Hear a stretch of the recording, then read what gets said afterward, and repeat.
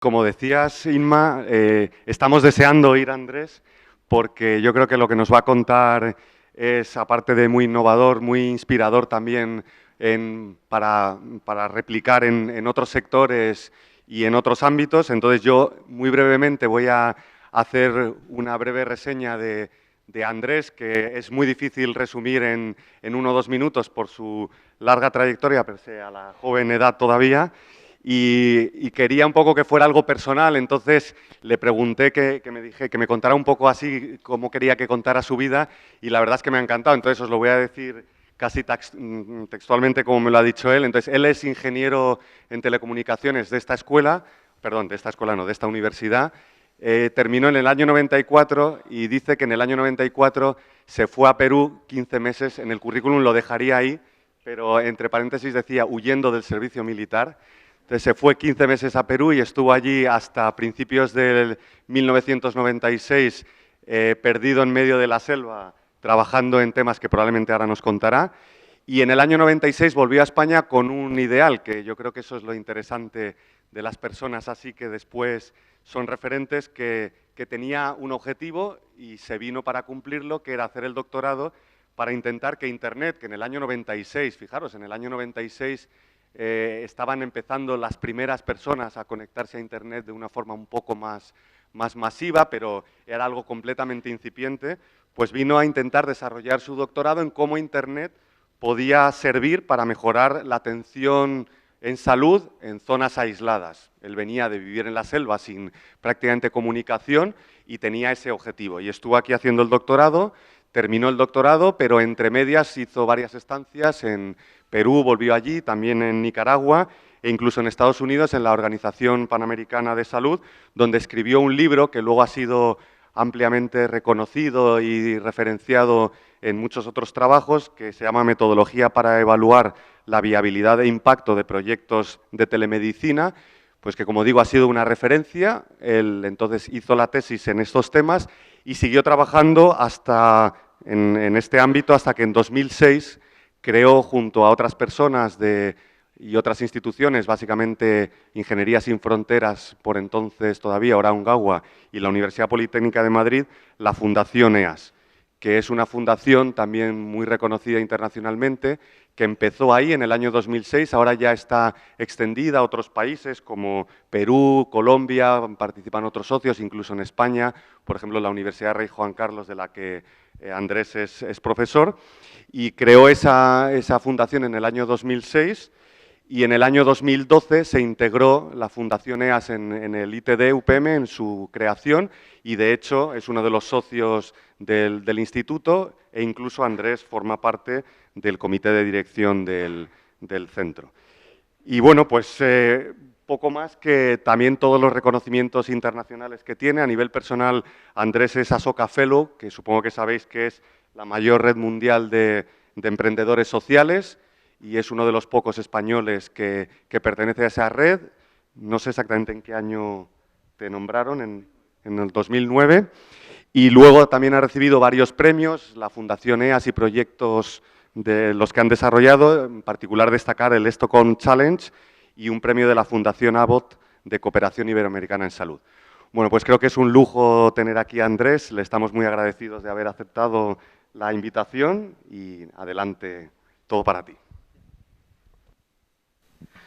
Bueno, lo primero, muchas gracias, dar las gracias a la organización, al ITD, por habernos invitado, en concreto a Carlos, por darnos este espacio. Para mí es singular, tal vez, ya vais a ver, somos la organización, la ONG, la fundación, tal vez más pequeña de las que están por aquí representadas, y nos han dado un espacio muy grande y queremos realmente agradecerlo y esperamos un poco estar al nivel de este reto. Es verdad que la Fundación EAS es pequeña, pero creo que parte de sus éxitos vienen al haber fijado desde el principio un objetivo claro, una misión muy concreta, que es esta de aquí: comprobar si un diseño y un uso adecuado de las TIC pueden ayudar a mejorar el sistema público de atención de salud en zonas rurales muy aisladas de países en desarrollo. Y siempre resaltamos en esta misión varias palabras, está ahí en negrita la palabra comprobar. Somos una ONG, una fundación muy vinculada a la investigación. 4 de nuestros patronos son universidades. Resaltamos también la palabra público, trabajamos siempre con el sistema público de salud, no trabajamos con ONGs pequeñitas que tienen un hospitalito, ¿no? Trabajamos con el sistema público, eso tiene ventajas e inconvenientes. La ventaja es una gran capilaridad en las zonas rurales y la desventaja, pues la desventaja del sistema público en estos países, pues muy bajos ingresos, a veces desmotivación del personal, dificultades para adquirir tecnologías o para que no te cambien al personal cada poco tiempo. Esas son dificultades con las que peleamos, pero aún así queremos demostrar que determinadas innovaciones funcionan aún con todos esos inconvenientes. Y por último resaltamos ahí también la palabra rural o zonas aisladas. No trabajamos, no hacemos telemedicina para sistemas hospitalarios, sino que trabajamos en el eslabón anterior, que es atención primaria de salud. Todo lo que vamos a contar ahora está relacionada con centros de salud y establecimientos todavía de menor jerarquía, que son los puestos de salud, que normalmente no están atendidos por médico, sino personal de enfermería, e incluso más abajo, ¿no? Lugares donde estos establecimientos todavía no llegan a dar cobertura.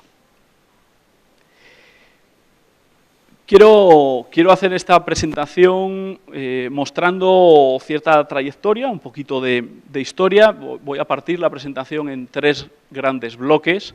Uno es, bueno, los trabajos que desde hace muchísimos años, desde hace 12, 15 años, llevamos desarrollando en el ámbito de la telemedicina rural.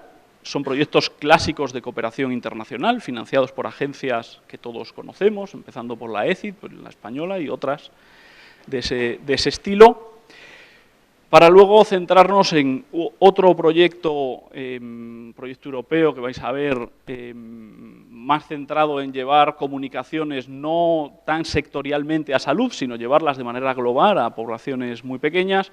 Y por último, me gustaría centrarme en otro proyecto también vinculado con la tecnología y con la innovación, cuyo objetivo claro es la reducción de la mortalidad materno y neonatal en estos países. Cuando decimos aquí algo de historia, lo primero que quiero resaltar con esa fotografía es las zonas en las que trabajamos. Eso es la cuenca del río Napo, es un afluente del Amazonas, que en su ribera se encuentran un montón de pueblitos pequeños, pueblitos de 200, 150 habitantes, que tienen, en algunos casos, un puesto de salud. En ese puesto de salud, como dijimos, no hay médico, no hay enfermera de carrera, hay un técnico de salud, lo que en España sería un auxiliar de enfermería, pero la media de tiempo en las zonas en las que trabajamos para viajar desde un puesto de salud a su centro de salud de referencia, no al hospital, a su centro de salud de referencia, donde sí hay un médico, la media de tiempo son 10 horas y media navegando de ida y 10 horas y media de vuelta. Con lo cual, ese técnico de salud que está en ese establecimiento tiene que atender todo lo que entra por la puerta. Atiende un caso de malaria, atiende no un parto, sino un parto complicado, atiende un machetazo. Nuestra obsesión desde el principio de los tiempos era poner en comunicación a este técnico con su médico de referencia. De hecho, siempre hemos dicho que no nos gusta en exceso lo que se llama telemedicina internacional, ¿no? Entonces, el General Hospital of Massachusetts ayuda, o el Hospital Clínico de España ayuda a este puesto de salud. Eso es difícilmente sostenible. Nosotros lo que hacemos es telemedicina dentro del sistema jerárquico de atención de salud en estas zonas. Este técnico con quien tiene que comunicarse es con su médico de referencia. Y si su médico de referencia no puede solucionar ese problema, ese médico se tendrá que comunicar con su hospital de referencia. ¿De acuerdo? Entonces hacemos siempre telemedicina intranacional.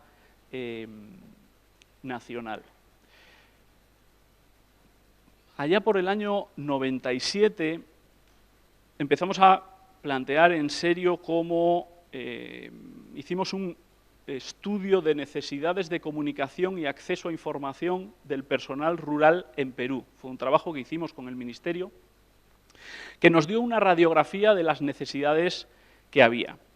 Y nosotros planteamos una serie de tecnologías que podrían ayudar a poner en comunicación, para consultar dudas, para enviar informes epidemiológicos, para coordinar actividades. Y esos sistemas de telecomunicación ni en esos momentos llegaba, ni hoy día, después de muchos años, llega allí la línea telefónica, ni fija ni celular. Parecía que la única solución que había era la vía satelital, pero los costes de operación mes a mes de tener un enlace satelital en estos establecimientos era inviable. Entonces nosotros siempre nos planteamos desde el principio comunicaciones a través de radios. Las radios con las que nosotros empezamos eran radios VHF, como las que tenían aquí los taxistas o la policía, y nosotros sobre esos equipos de radio los poníamos en comunicación directa con la tarjeta de sonido del ordenador, y a través de esa tarjeta de sonido les dábamos dos pitidos distintos, uno era el 1 y otro era el 0, y con eso podíamos enviar y recibir correos electrónicos. Es decir, esas radios servían para comunicar voz, porque si hay una emergencia nadie se pone a mandar un correo electrónico, pero servía también para enviar y recibir la vigilancia epidemiológica, recibían cursos a distancia, etcétera. Como podéis ver aquí, en el año 99 iniciamos la instalación, primero en esta zona del sur de la provincia de Alto Amazonas, la única carretera de todo este departamento, que son casi 150.000 kilómetros cuadrados, era este trocito de aquí. Aquí se acababa toda carretera, todo lo demás son comunicaciones por río. Instalamos al principio 41 sistemas de ese tipo que os he comentado en esta zona sur, y luego lo ampliamos casi a 90 sistemas en toda la provincia. Desde este punto hasta el hospital de Yurimaguas se tardan 72 horas navegando, y ni os quiero decir desde los puntos frontera con el Ecuador, son semanas navegando. El impacto que tuvo este proyecto fue importante. El tiempo medio de viajes para viajes urgentes, con transferencias urgentes, se redujo al 65%. El número de consultas de dudas aumentó un 700%. El tiempo medio dedicado a la preparación de informes epidemiológicos se redujo a la cuarta parte. Se redujo a la cuarta parte también el número de viajes para la entrega de toda esa información. Y eso nos permitió muchos de los premios de los que hablaste antes fueron de esta época, y nos permitió ganar credibilidad y seguir trabajando en otros países que ya no era solo Perú. Alrededor del año 2003, con esa experiencia previa, nos planteamos cambiar de tecnología. Wi-Fi en esos momentos empezaba a entrar en nuestras vidas. En nuestras casas teníamos un router Wi-Fi que ya nos daba velocidad de megabit por segundo. En VHF íbamos a 9.600 kilobit por segundo. ¿Vale?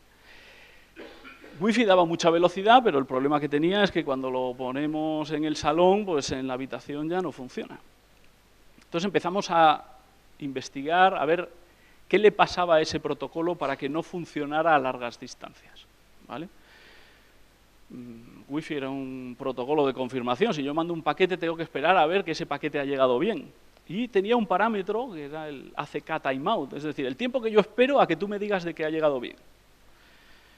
Pues claro, cuando nos íbamos a decenas de kilómetros, yo te enviaba el paquete, resulta que te llegaba bien, pero cuando tú me mandabas el que te había llegado bien, yo había dejado de esperar esa contestación, entonces lo había vuelto a mandar. Y así hasta 7 veces que hice el protocolo, con lo cual las velocidades se iban por el suelo. ¿Vale? Cambiamos ese parámetro y otros pocos y conseguimos un enlace en Colombia de 100 kilómetros punto a punto con velocidades de megabit por segundo. Después de esa experiencia piloto planteamos un proyecto europeo, una convocatoria que se llamaba ALICE, era Alianza para la Sociedad de la Información en América Latina, y solo financiaron 4 proyectos y uno fue el nuestro. Montamos redes como esta, en varios países, en Perú, en Colombia y en Cuba, en la provincia de Guantánamo. Este de aquí es el Hospital Regional de Cuzco, zona montañosa, y desde ahí van enlaces de 30 y pico, 40 kilómetros al Josjojaguarina, que es un cerro, el Don Juan, el Laicatuyoc, el Huáscar, donde estaban los routers esos que ponemos en el salón de casa. Ahí colocábamos los routers y desde ahí iluminábamos los puestos de salud que había en los valles. ¿De acuerdo? Era una red de 12 establecimientos de salud en el año 2003, donde teníamos mucho ancho de banda, con lo cual montamos telefonía IP. Ellos podían comunicarse entre sí sin ningún problema. Videoconferencia, ¿vale? Solo teníamos contratado un ADSL en Cuzco, era lo único por lo que pagábamos, y eso lo compartíamos con todos los establecimientos de salud, es decir, podían navegar todos por ese único ADSL y lo pagaban entre todos. Incluso nos planteábamos si podrían recibir llamadas telefónicas de cualquier teléfono. Montamos una centralita telefónica software aquí, un Asteris, que tú llamabas desde cualquier teléfono, aquí te decía qué extensión querías y te comunicaba con un puesto de salud. Hacerlo a la inversa era un poco más complicado, porque si yo puedo llamar a cualquier establecimiento, entonces ahora que si alguien de un puesto de salud se tira 20 minutos hablando con Estados Unidos, luego ¿quién va a corretear ahí, va a cobrarle la factura? ¿No? Bueno, pues al final soluciones innovadoras muy sencillitas. Hicimos que nuestra centralita solo permitiera llamadas a números prepago, de estas tarjetas que se rascan y te dan un código y te vas gastando los minutos.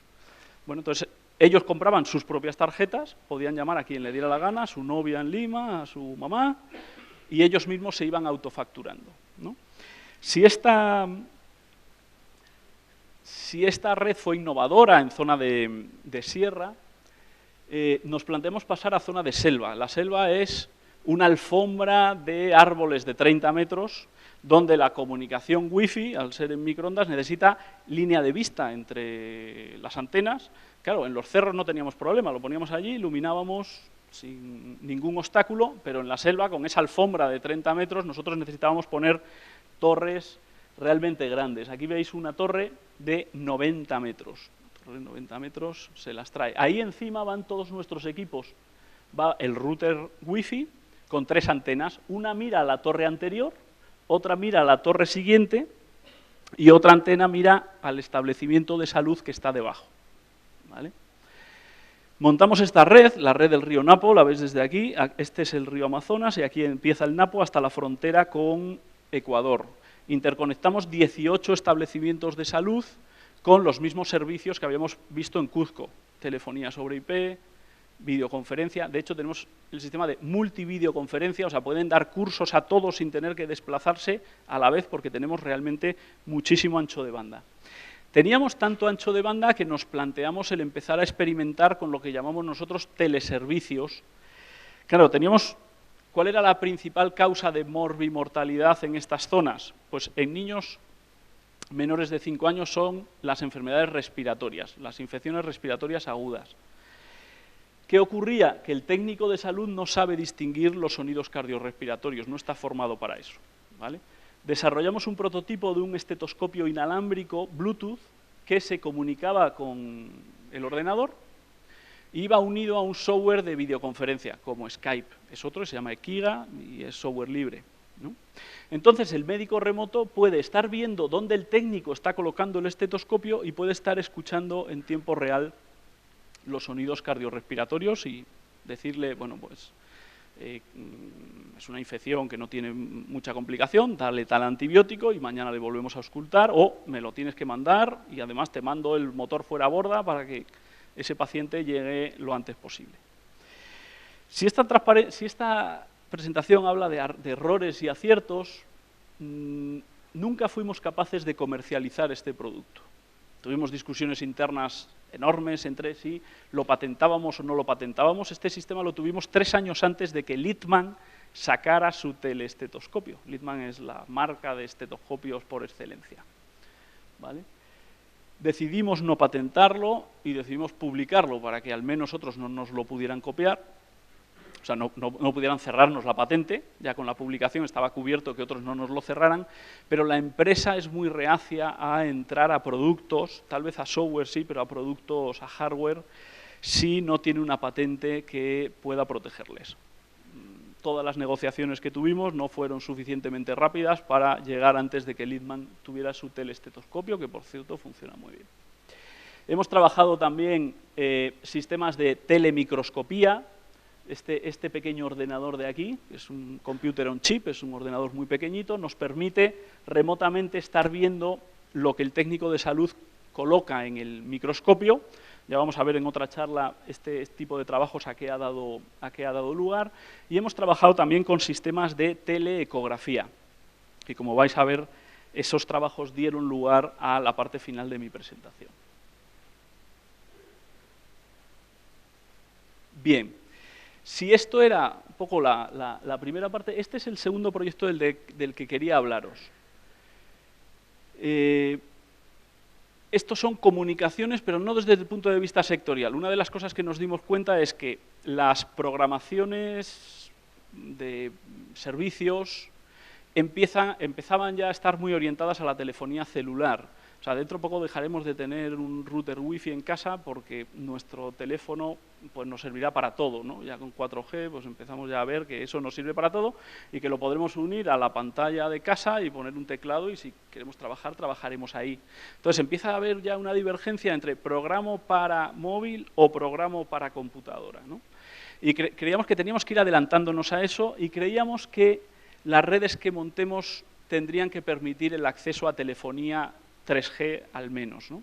Entonces planteamos un proyecto para la Unión Europea, que le llamamos Tucán 3G, que llevaba una idea innovadora, de nuevo adaptadora, como antes, adaptamos Wi-Fi, adaptamos VHF, pues había un concepto que eran lo que se llamaban las femtoceldas, eran celdas de telefonía celular muy, muy pequeñitas, para solo 8 usuarios a la vez, que se habían diseñado justo para lo contrario, para lo que nosotros lo íbamos a utilizar. Se habían diseñado para trabajar en grandes rascacielos que tienen 7 o 8 plantas debajo del suelo, allí no entra la telefonía celular, y entonces se instalaba un pequeño router como el que veis ahí, que iba unido a la operadora a través de ADSL.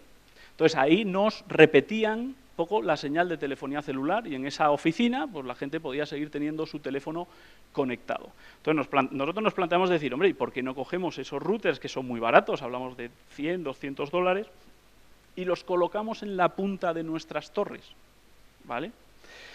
Uno de los problemas era, bueno, ¿y cómo llevo yo la comunicación? Antes era por ADSL con el operador, ¿cómo la llevo yo en estas zonas rurales? Claro, otra vez se decía, no, pues tiene que ser satelital, pero eso no hay quien lo pague. Entonces, nosotros lo que hemos planteado es que ese backhaul lo hagamos a través de nuestras redes Wi-Fi de larga distancia que no tienen costes de operación, ¿vale? Este proyecto, la Unión Europea en esta convocatoria solo aprobó 2 proyectos y este fue el mejor puntuado. Estamos ahora mismo a un mes de interconectar los primeros 5 pueblitos en la Amazonía peruana con esta tecnología. Yo creo que nuestros trabajos en Perú han hecho que el gobierno esté un poco cambiando la manera de enfocar el acceso a la telefonía en zonas rurales y aisladas. Habrá otros actores, pero creemos que en todos los años que llevamos ahí, yo creo que la humildad es buena, y a mí me lo dice siempre mi padre, yo le digo, tú estate tranquilo que a mí a humildad no hay quien me gane. Entonces, creemos que tenemos algo de influencia en esa decisión, pero el Perú ha creado una figura muy curiosa que es la figura del operador rural de comunicaciones celulares, pero se llama operador móvil rural de infraestructura. Y ha obligado a las operadoras grandes a que en las zonas en las que no está dando cobertura tenga que llegar a un acuerdo con este pequeño operador, que puede tener, por ejemplo, todas estas torres como las que nosotros tenemos más de 100 en el departamento de Loreto, para que esos operadores pequeños puedan utilizar las frecuencias por las que tanto pagaron los operadores grandes en estas zonas, ¿vale? Y darle acceso a sus clientes. Es decir, el cliente de ese operador rural de infraestructura son las propias operadoras que están obligadas a llegar a un acuerdo. Es realmente revolucionario en el aspecto en el que una operadora grande, por ejemplo ahora mismo en el Perú, toda la inversión tiene muy claro que está haciéndola para cambiar su red 3G a 4G en las grandes ciudades, porque ahí es donde tiene realmente su mercado, y no está invirtiendo absolutamente nada en zona rural, solo lo que el Estado le obliga cuando le renueva la concesión cada 10 años. ¿Vale? Entonces, de esta manera sí que pequeños operadores van a poder invertir en cada una de las zonas rurales llevando esa telefonía. Dentro de los trabajos que hemos hecho en este proyecto, hemos podido demostrar que mientras el backhaul satelital solo podría ser rentable en poblaciones, depende un poco de la calidad del enlace satelital, pero en el caso máximo, en poblaciones que tengan por encima de 625 clientes, lo cual habla ya de localidades de 3.000 habitantes. El sistema terrestre podría empezar a funcionar con, en el caso mínimo, pues alrededor de 200 clientes, poblaciones de 700, 800 habitantes, pero si además se comparte la infraestructura, porque ya haya torres como las que nosotros tenemos, por ejemplo, eso permite que en zona de sierra esto pueda ser rentable a partir de 35 usuarios, ya hablamos de poblaciones de 100 habitantes, o de 85 en zona de selva, que lógicamente las torres son más caras, ¿vale? Y necesitan mayor mantenimiento. Es decir, con esta tecnología podemos permitir que poblaciones por debajo de los 200 habitantes tengan telefonía celular. Y si quería cerrar con este último tipo de proyectos, que es lo que le llamamos el proyecto de embarazo saludable, fruto de un viaje mío a Guatemala, a un departamento que es el departamento de Alta Verapaz, con una mortalidad materna por encima de los 275 muertes por cada 100.000 nacidos vivos, con un 85% de población indígena y donde los partos son atendidos por parteras tradicionales que hacen muy bien su trabajo, pero como en todos los sitios el 10% de los partos se complican. Si se complican en esta zona hay que transferirlos de esta manera unas 10 horas. Si ese bebé venía transverso o venía podálico, pues ese bebé no va a llegar a la zona, al hospital, y probablemente su mamá tampoco. Planteamos una solución con una mochila en la que va un ordenador portátil y una sonda de ecografía que se conecta por USB a la computadora, con lo cual aquí tenemos la ecografía. Va alimentado con 2 baterías externas y una de ellas se alimenta con un panel solar plegable. Es como un libro que se despliega. Tú puedes hacer 8 horas de ecografía y mientras tanto estás cargando la otra batería. Esto va unido a un sistema de análisis de sangre que utiliza sangre seca, que nos permite hacer análisis de VIH, sífilis, hepatitis B, glucosa y hemoglobina, y los tiras de orina nos permiten hacer análisis de orina. Es una atención relativamente cercana a la que se produce en la zona urbana, que nos permite detectar a tiempo el 85% de las emergencias obstétricas. Hicimos un proyecto piloto solo con 3 brigadas, 3 enfermeras, que atendieron con la tecnología 1.000 gestantes y sin la tecnología otras 1.000 gestantes. En el grupo de intervención con tecnología no murió ninguna gestante y murieron 18 bebés, mientras que en el grupo de control murieron 5 gestantes y 49 bebés. Habíamos logrado reducir la mortalidad materna a 0 y la mortalidad neonatal al 35%. Eso significó que un montón de agencias de cooperación internacional, quiero resaltar que este primer proyecto de las 1.000 gestantes fue financiado por la Universidad Politécnica de Madrid, y ha permitido una financiación mucho más grande que nos ha dado paso a aumentar la muestra a unas 10.000 gestantes en Guatemala, para ver si realmente seguimos cumpliendo ese impacto tan potente. Pero estas agencias no se quedaron ahí. El proyecto de Guatemala lo estamos viendo como un proyecto de investigación, donde cuando se nos acabe esa financiación habremos atendido a 10.000 gestantes, pero no podremos atender a más. Lo que nos hemos planteado es la extensión de ese proyecto a un país con índice de desarrollo humano medio que pueda cuyo problema, hablábamos de Brasil, no sea la pobreza, sino la distribución, la buena distribución de los ingresos que ya empiezan a tener, porque son países que están creciendo desde hace 8 años, pues al 5, al 6%. Entonces, hemos creado una empresa, se llama Enlace Salud, Sociedad Anónima Cerrada, que ofrece al sistema de salud 3 servicios. Uno es el renting de la mochila, ellos no tienen que comprar la mochila, ellos la alquilan y nosotros le damos mantenimiento a esa mochila, porque sabemos que es un punto débil. El training personal, nosotros les enseñamos en una semana a hacer ecografías muy básicas, dónde está la cabeza, cuánto líquido amniótico hay, si la placenta está obstruyendo o no, es una ecografía muy, muy sencilla. Y, por último, el apoyo al diagnóstico remoto. El sistema permite subir todas las imágenes que se han tomado, todos los resultados de las pruebas. Ellos saben tomar la decisión de esto es una urgencia, tiene que irse al hospital o puede seguir teniendo el parto en el campo, pero nosotros verificamos la calidad de todas esas ecografías y les vamos reforzando y dando seguimiento, por un coste de $35 por gestante, que les permite hacer 3 ecografías, 2 análisis de orina y 1 de sangre. El modelo nos permite, el modelo económico nos muestra que este proyecto puede dar beneficios de manera sostenible, aunque nos muestra también que tenemos por aquí unas subvenciones que conseguimos del Banco Interamericano de Desarrollo, del FOMIN, y unas pérdidas en los primeros años, ¿vale? Con lo cual negociamos con inversores sociales para que asumieran, para que entraran a formar parte del proyecto, unos business angels, de manera que pudiéramos cubrir este inicio y el proyecto fuera sostenible y escalable a otros países. Hemos planteado ese escalado a través de una franquicia social, que si queréis entrar en más detalle, como la hemos planteado, podemos verlo en la parte de las preguntas.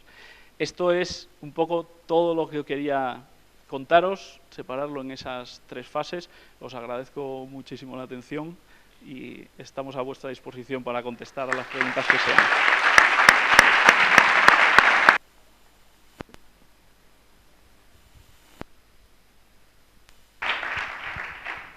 Bueno, muchas gracias, Andrés.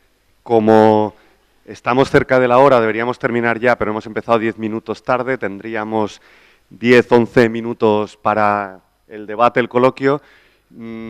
Queríamos en este momento no hacer un debate entre nosotros, sino daros la palabra al público, que antes os habéis quedado probablemente también con ganas porque ha sido un poco breve. Entonces, pues casi sin más, adelante, el micrófono.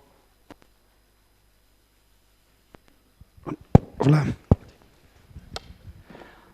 Hola, buenos días. Yo creo que lo primero que merece es la enhorabuena, porque verdaderamente creo que probablemente todos nos hemos quedado absolutamente impactados viendo los datos que nos has ido dando. En mi caso personal y en el de algunos otros que estamos aquí de Acción a Microenergía, pues además vinculado a Perú, que es un país donde estamos trabajando ya desde hace bastante tiempo. La verdad es que una y otra vez íbamos pensando, nosotros estamos en Cajamarca, algo habrá que hacer. Esto de la búsqueda de la tendencia colaborativa, creo que probablemente la tengamos que poner en marcha. Yo, de todas maneras, quería hacerte una pregunta porque al final nos encontramos con que en todo este tipo de proyectos el problema recurrente suele ser el modelo de gestión. ¿Cómo garantizas la sostenibilidad a medio plazo de los distintos proyectos que has explicado?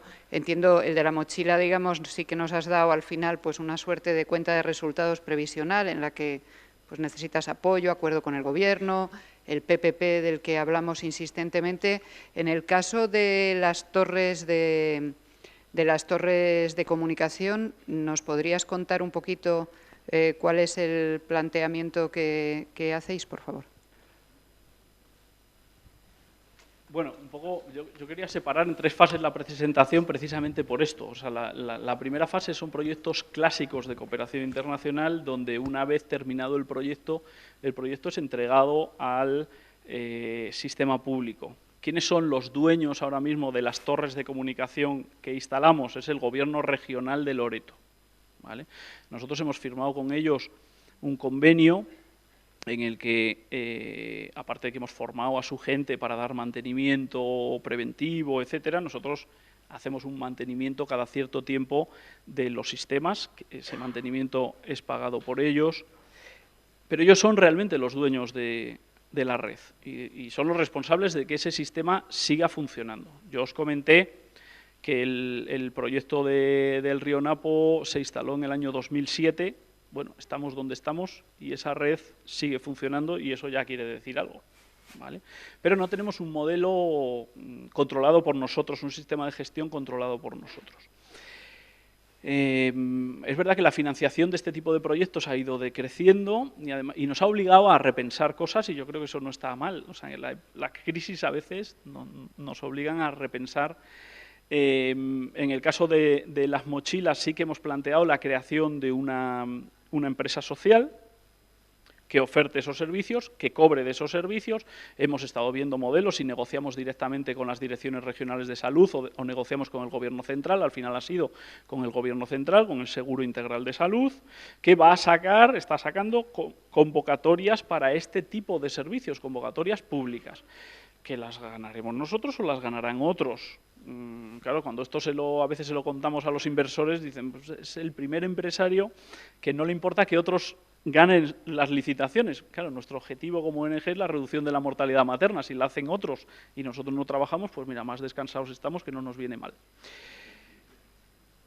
En el caso curioso del proyecto Tucán, en el que estamos hablando de esa aparición de los operadores móviles rurales de infraestructura, se está revolucionando el Perú en ese aspecto y ya mucha gente se ha puesto en contacto con nosotros para poder utilizar los resultados del proyecto en la expansión a las zonas rurales.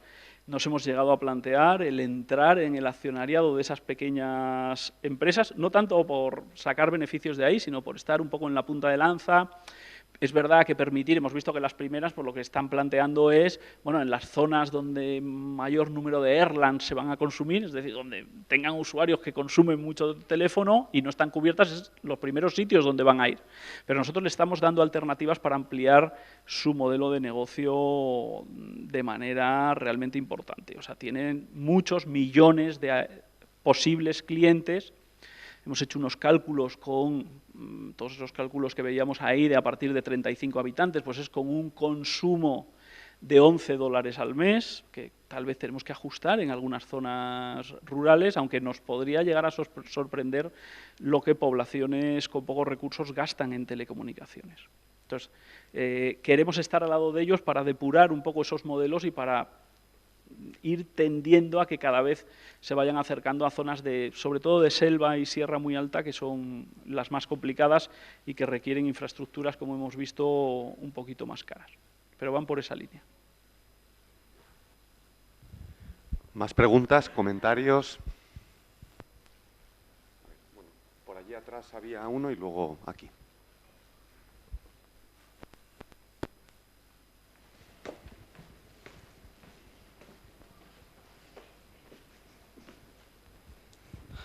Bueno, muchas gracias. Felicitar en realidad las actividades que viene realizando nuestro expositor. Bueno, yo soy cajamarquino de Cajamarca, menciona la señora, de Perú, y cerca de los lugares donde ha venido trabajando este tipo de proyectos.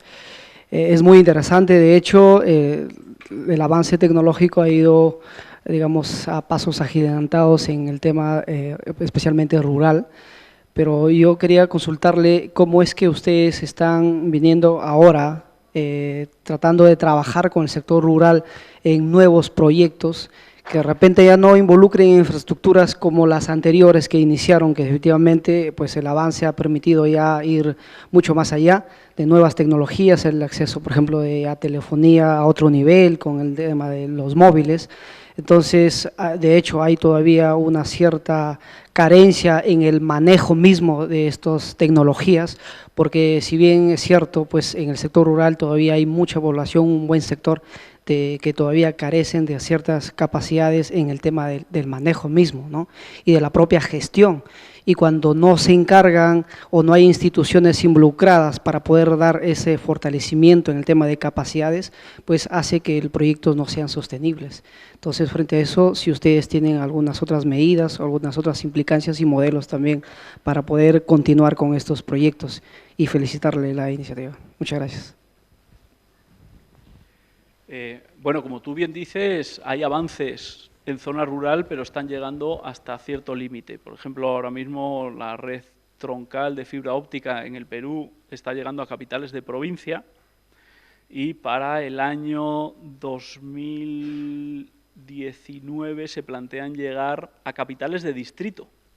Pero es que las capitales de distrito en el Perú tienen alrededor de 1.500, 2.000 habitantes. Nosotros estamos dando una solución de capital de distrito hacia abajo todavía. Entonces, la necesidad claramente obliga. Lo que decimos de falta de capacidad para el uso de las TIC, de las tecnologías, a veces subestimamos la capacidad de la gente. En el año, por aquí está Valentín Villarroel, que trabajó conmigo hace muchísimos años en estos temas. En el año 99 o 2000, si dábamos estas charlas contando esos sistemas, VHF, etcétera, nos decían, pero vamos a ver, si un médico en España no ha entrado a usar el correo electrónico, ¿cómo me estás diciendo que alguien que no es médico ni enfermera, que es un auxiliar con baja formación, va a utilizarlo y navegar en la red, etcétera? Yo siempre contestaba lo mismo, si un médico madrileño tuviera que viajar a París, más o menos 10 horas, ¿no?, para entregar su informe epidemiológico, ya verías cómo se aprendía a utilizar el correo electrónico. La necesidad obliga. Te aseguro que en todas estas zonas tienen muy clara cuál es la utilidad de un WhatsApp para hablar con sus hijos que están estudiando en otras zonas, para saber dónde está el bote de turno, que nunca sabes cuándo viene y te toca esperar 7 horas en el puerto del pueblo para saber si está llegando o no está llegando y estás dejando de trabajar. Entonces, la utilidad que se le va a dar, yo no tengo duda de que va a ser muy alta. Además, la convergencia, como decíamos, con telefonía celular permite que la formación pues, sea única y que sea muy fácil transmitirla de unos a otros. No hace falta ir de muchos sitios para enseñar a utilizar un teléfono. Su hijo que viene de estudiar la secundaria en un internado pues, le va a enseñar rápidamente a utilizar ese teléfono móvil. No me preocupa excesivamente. Otra cosa es la capacidad para dar mantenimiento a las redes. Eso sí que hay que trabajarlo bastante fuerte, ¿vale? Muy bien, pues aquí abajo teníamos una pregunta en la segunda fila. La pregunta deriva de un sentimiento muy profundo que me ha producido esa señora porteadora encima de una señora embarazada que tiene posibilidades más concretas por su propio tema. Vamos a ver, por otro lado, dice que hay un equipo de personas no muy cualificadas, sanitarias, que son las que atienden los casos. Cuando ha explicado esto así, yo entiendo que no hay más cosas desarrolladas y quisiera yo atreverme, a lo mejor soy un osado, sin perder de vista las dimensiones del territorio, pues que igual que, por ejemplo, en España hemos tenido épocas que han habido curas itinerantes, que han ido a decir misa en determinados sitios cada domingo haciendo una redistribución total de su tiempo, pues a lo mejor la ONG correspondiente, en este caso la de usted, podía persuadir al gobierno, a los entes que podrían financiar, para crear unos médicos especializados para casos de gran dificultad que, lógicamente, a ese sanitario inexperto se le tienen que presentar por fuerza. Vamos a ver, no tenemos que persuadirlos, ya lo tienen. O sea, en Guatemala, con quienes nosotros trabajamos es con lo que se llama el programa de extensión de cobertura. Y se llama así porque es aquel que trabaja en zonas donde ni siquiera el puesto de salud llega. Entonces tienen unas brigadas que van lideradas, eso sí, no por médicos, sino por una enfermera, que visita los pueblitos una vez al mes, le toca a cada uno, ¿vale? Hacen sesiones de un mes entero sin volver a la zona urbana. Son a esas brigadas a las que nosotros le dotamos de tecnología. Si ellos con sus manitas veían y creían que ese bebé venía podálico o no, pues se equivocaban la mitad de las veces. Le estamos dando una herramienta para saber si viene podálico o no viene podálico. Si viene podálico, esa mujer, 10 días antes del inicio del trabajo de parto, se tiene que ir al hospital. Lo mismo si es gemelar. No puede darse ese caso allí porque es demasiado riesgo. Lo mismo si la placenta está baja. Entonces, les damos herramientas para hacer lo que ellos ya sabían que tenían que hacer, pero no podían hacerlo por no tener medios. ¿De acuerdo? Entonces, ya trabajamos con brigadas rurales, no es nuestro personal, es el personal del sistema público el que atiende. ¿De acuerdo? Es verdad que este tipo de cosas, el problema a veces viene, el proyecto funciona bien, tengo que comentarles pues un caso que me entristeció mucho ayer. Ayer me llamaron desde Guatemala y en la expansión del proyecto, en el primero no habíamos tenido ninguna muerte materna, y en la expansión del proyecto, que ya llevamos cerca de 3.000 mujeres atendidas, ha habido la primera muerte materna dentro del grupo de intervención, dentro del grupo nuestro.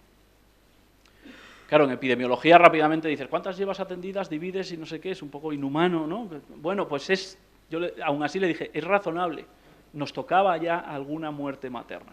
¿Pero qué pasó? O sea, ¿qué pasó con la muerte materna? Pues fíjate, era un embarazo con una mola, que le llaman, que es un cuerpo, o sea, totalmente inviable, ¿no? El sistema lo detectó a tiempo, o sea, la enfermera detectó esa mola y lo derivó al hospital distrital. Bien hecho, muy bien, porque eso se iba a infectar, ¿vale? En el hospital distrital lo confirmaron y lo derivaron al hospital regional. Nuestro sistema había funcionado perfectamente. En el hospital regional estuvieron 3 días sin hacerle nada a la gestante. Esta mujer indígena no está acostumbrada a estar en el hospital, etcétera, y se fue a su pueblo otra vez. Ahí expulsó esa mola, nadie la atendió y se infectó y con una sepsis murió. Es nuestro primer caso de muerte materna. El proyecto como tal ha funcionado bien y resulta que ha muerto en un nivel resolutivo suficiente, ¿vale? En el hospital ha muerto porque no se le atendió bien en el hospital. Hay a veces problemas de actitud, no de aptitud, que tenemos que seguir trabajando. Estamos viendo ya cómo podemos hacer. Estas gestantes que derivamos nosotras tendrán que ir con una camiseta del proyecto, tendrán que informar de que ha llegado al hospital y tendremos que darle cierto seguimiento para que esa mujer no abandone el hospital. No puede ser, o que se le atienda a tiempo. Este tipo de cosas son las que tenemos que trabajar. A veces la tecnología ayuda en unas cosas, pero también tenemos que ir trabajando otros procesos. Bueno, muchas gracias, Andrés. Aunque el debate es muy interesante y estamos muy cómodos, especialmente en estos sofás tan maravillosos, pues también tenemos ya que cortar, tenemos que ir a comer. Entonces, lo único, volverte a agradecer, que yo creo que nos has demostrado a nosotros que es posible también tener proyectos a su vez demostradores, que es posible hacer las cosas de otra forma, y yo destacaría 3 elementos muy sencillos de esa posibilidad. Bueno, uno realmente que es aprovechar las capacidades, porque yo creo que el hilo conductor de todo lo que has contado es que se utilizan recursos físicos que existen y que se aprovechan para otras posibilidades, recursos organizativos, se insertan dentro del Programa Nacional de Salud, regional, etcétera, y recursos humanos, que decías que hay que confiar en las personas, que hay que darles, simplemente empoderar y dar esa posibilidad, porque cuando lo tienen claro tiran para adelante. Pues yo creo que es un buen ejemplo de cómo, aprovechando los recursos disponibles que existen y co-creando una vez más un sistema innovador, pues las cosas se pueden hacer de otra forma. Entonces, muchas gracias y seguiremos después con casos similares a la vuelta de la comida. Gracias.